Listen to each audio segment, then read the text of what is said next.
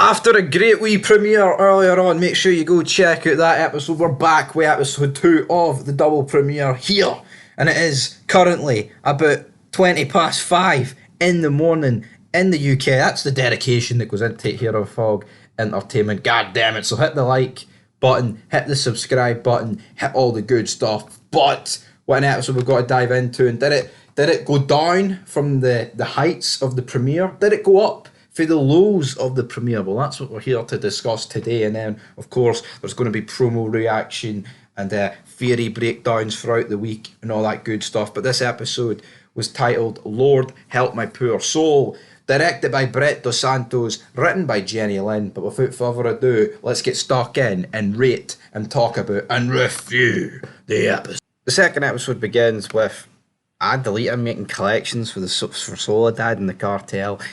Literally some Spanish woman out in a field speaking Spanish. I mean, what sort of fucking what's that intro doing for me? Like, Creeper's literally been shivved last episode, right? I don't get this personally. We go back to Easy. He's in his camper van. President living in a camper van. What is he? It's like the pishest British life came to fruition here.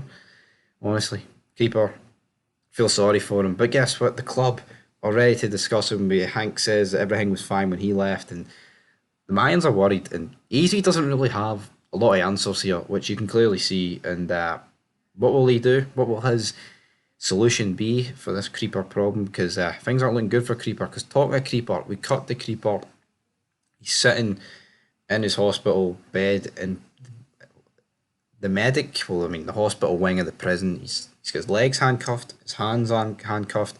Cody walks in, basically says that she's sorry, but she can get him into protective custody so he doesn't get killed. Obviously, Creeper's not going to take this deal. He's never going to take this deal. He's not a rat, because rats don't rat. But essentially, this conversation boils down to her saying that she feels that her partner in the police was the love of her life, and he was shot in the face by a scumbag like you, Creeper. Don't know who it is. I can't actually remember if there was a name mentioned, or if we are aware of the killer, if that's going to come back to fruition. Not too sure, but basically a bit of back and forth between these two. And you know what? These two are pretty good last season, so it's good to see them at the start of this episode. But basically, Creeper says the only thing I want from you is, who is the rat? Find out who the Santa Padre rat is. And I'm going to assume that this is going to get revealed, because in the trailer it kind of alludes to that. When we see Creeper talking to Easy in the trailer, he kind of like, here, I know it's the rat. And I think it will be revealed that it probably would be Easy. We cut to Adelita. She's making a payment for the soda. She's going around collecting the payments, which has just been introduced to us. It's probably their way of writing her into this season to make her feel a bit relevant. Is she going to die? To me, this increases the likelihood, because there was really no connection with Adelita with anybody here. So I'm glad about this, that she could potentially die, because why the hell not, man? Iron War. It's weird that this Iron War crew, right, is literally made up of CEOs, officers, and all that stuff. Like, people connected within the police in an MC. To me, that's fucking ludicrous, right? I'm not saying that's as bad as the lesbians the last episode, but what the fuck are these two new MCs that they're bringing in? Anyway, the Mayans confront them. The president of the Iron War, I mean, he's not even a president, he doesn't even have a president patch, and we're supposed to believe that this guy's top man. Just not buying this for 3 seconds. He basically runs down the Mayans, says the Mayans were only good under Alvarez, which kind of pisses off Easy, and then before the Mayans can do anything, the rest of the police and correctional officers come out. And because it's outside this prison, they can't do anything, but they do recognise the guy with the scars. And will something be done to him? Probably. I'm going to guess so. Something's going to get down to him, but who knows? But as soon as we got Alvarez mentioned, he is in the next scene. But I mean, guess back to that Iron War thing. The Mayans have looked pretty weak in these first 2 episodes, apart from the Samdino takedown, what have they done? They took shit off a bunch of lesbians, and now they've took shit off a bunch of police, which, again, both questionable MC outfits, to be honest. Alvarez's adopted kid, I guess you could say, is touching his bike. He comes out and starts shouting at him, and then he fixes the patch back on his bike. So it's good to see that Emilio Rivera didn't die between the off season of season 4 and 5 because he wasn't in the premiere, of course. So this was good. Soledad and Galindo then meet with Fuentes, played by Raymond Cruz. Of course, played Tuco in Breaking Bad, and if you remember, he was in Under Siege. He was one of the cooks. Did not even realise this was him at first because holy fuck, they must have used a lot of de-aging on. He was in Better Call Saul. I mean, I guess that was a good few years ago, but Jesus Christ, he looks old in this. And the way he was eating these chicken wings, man, it was as if he hadn't had a meal in about 10 days. But essentially, this comes down to he knows about Potter is basically using the cartel as puppets, and we're going to try and fuck all the Americans, damn it.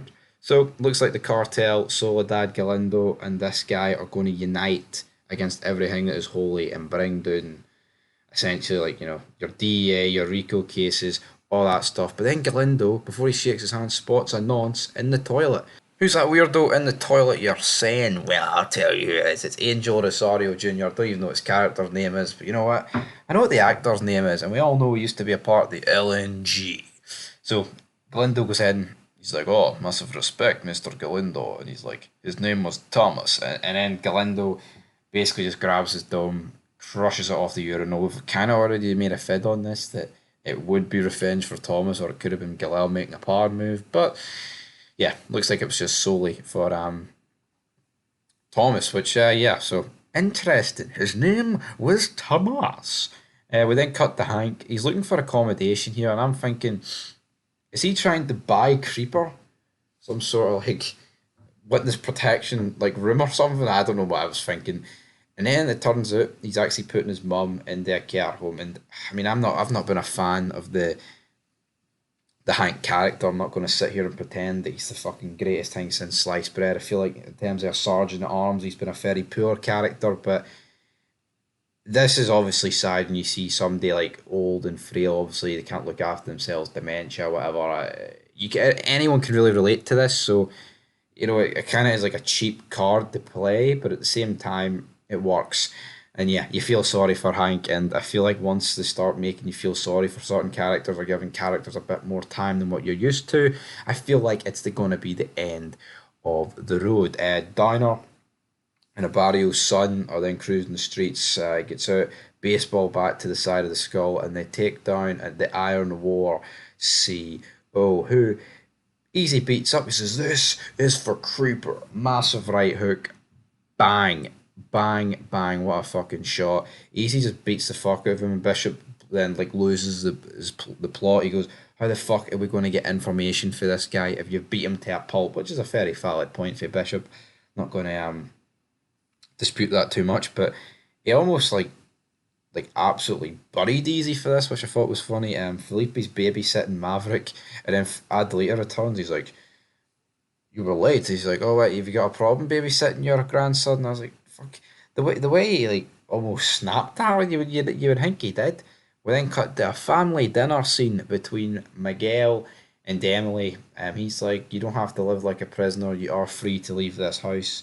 To which he says, "But you will never, ever be alone with my son again," which makes sense. She did essentially kidnap him, and it took Miguel about a season to get him back. But what's the end game for Miguel here? Pretending to live in this house with Emily, like everything's all right. Like realistically, it's like does he still love Emily, or is he literally just keeping her around because she's the mother of my child? I don't know. It's a weird gimmick that Miguel is playing here, but who really knows what's happening? And I was questioning, like, we were probably like more than halfway through the episode at this point, and I was like, where the hell is SAMDINO? But finally, we get SAMDINO. We have Joker, Hozier, Terry, and Packer. And what I liked about this is we're actually getting a lot more screen time for the likes of Hozier, Joker, etc., and just SAMDINO in general. So I'm glad about this. And essentially, they have the Inland Empire president and VP held hostage.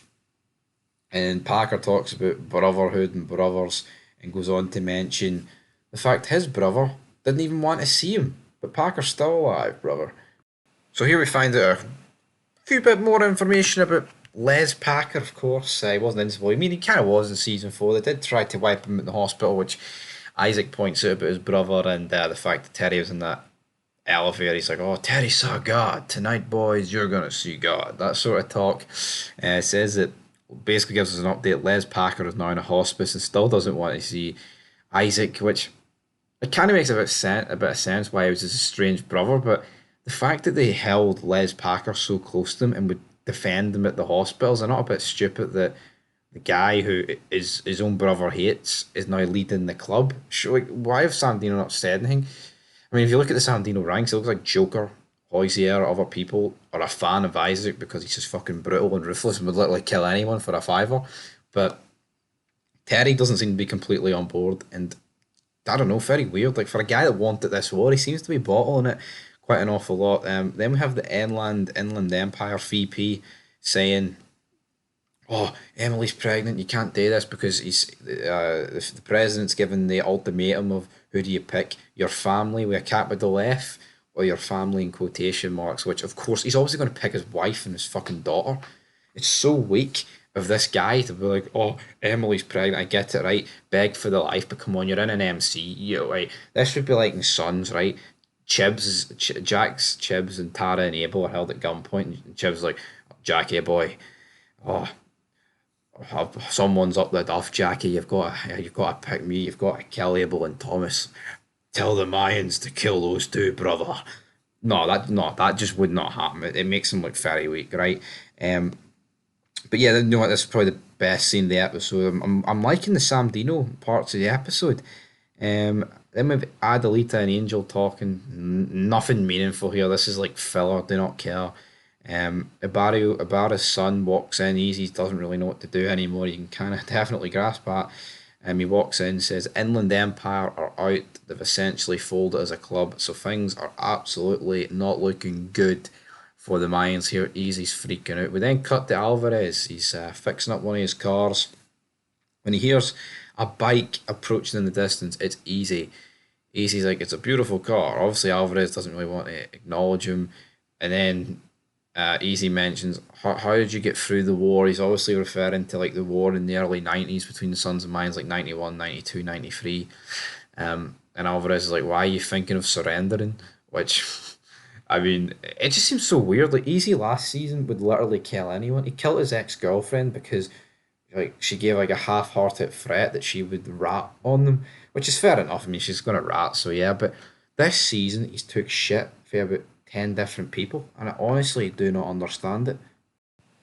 Also, with 6 month time skip basically being confirmed here, I mean, I thought it was going to be 4 months or something. I believe 4 months is what most people thought for some reason, but 6 months. Alvarez says after 40 years in the club, no one paid him a visit apart from you, but he basically threatens Easy and says, "If you come here again, I will fucking shoot you." So, damn. Easy returns to his wee camper fan. He gets his head shaved, so he's kind of went like Shane in The Walking Dead season 2. Is this Easy referring back to like a badass mode where he's like does not give a fuck about anybody? We'll determine that at the end of the episode. Angel wakes up, he sees his kid, right, and he hears there's like an imminent danger. He hears someone's in the house and they're not responding, right, to his calls. And he takes his son with him. I get it was done for effect, so when he gets held at gunpoint here, but why the fuck would he bring his baby with him? Leave your baby in the crib, in the room. He comes out, and it's Cole, Blackwater Cole, mercenary Cole, and it turns out he is the pipeline to Galindo's guns. Well, not guns, drugs essentially, the cartel. So yeah, that's where they're getting their guns from as well. Blackwater, goddamn. We then cut to like U.S. government documents, and I couldn't actually get a read of it because you can't pause it when you're watching it. And I couldn't actually read it, so I'll be interested to see what that is. We see Cody trying to get into the records room, but she can't. So it's good to see that she's trying to figure out who the rat is. Also, it's Hector and Wolverine are the two Inland Empire members. We then have the Mayans like sitting around the table. That's how I found out the name. So you've got Bishop, Ibarra's son, Downer, Gilly, and somebody else, and they basically said we've lost this war. There's nothing in between us and Samdino now. Inland Empire was the last stand, and I mean That is right, but at the same time, what? So are they just openly admitting that they were using Inland Empire as like a fucking a protection barrier? Like, I mean, obviously, yes, like another charter helps, but it's like, oh fuck, that's us having to throw the white tile in because we just let these guys die. Yeah. Anyway, but Bishop says the only thing you can trust Easy to fucking do is get the rest of you killed. He also said a funny line about the only thing Easy's done here since he's been president is put a fresh lick of paint on the place and a no smoking rule in the Templo, which I thought was funny as fuck. Um, Easy overhears this, says, "Has anyone any idea why Angel is called an emergency Templo?" Angel walks in, basically says, "Right, we need to get out of this war." Reveals that Cole paid him a visit, but then this basically encourages Easy to go like full speed ahead and essentially like wipe out the cartel. Easy's like, fuck it, we're going to take out the cartel, which the club are obviously cautious about. I mean, no one's really backing this decision. It literally seems like Easy is literally doing this all by himself. Um, but they're just going to blindly like follow him off a cliff, which I mean, I guess is loyalty, I guess, but Angel wants it. There's no doubt about that. Bishop doesn't really believe in what Easy's doing here, and it's this episode was much better than the premiere in my opinion. I feel like the premiere was all over the place, but in this episode it kind of had a structure. I feel like in the premiere that it kind of just kicked off, and then it's like straight in. Like there was no build up. It was like fuck, this war's just taking place, despite the fact it being a 6 month time skip. But yeah, absolutely insane here.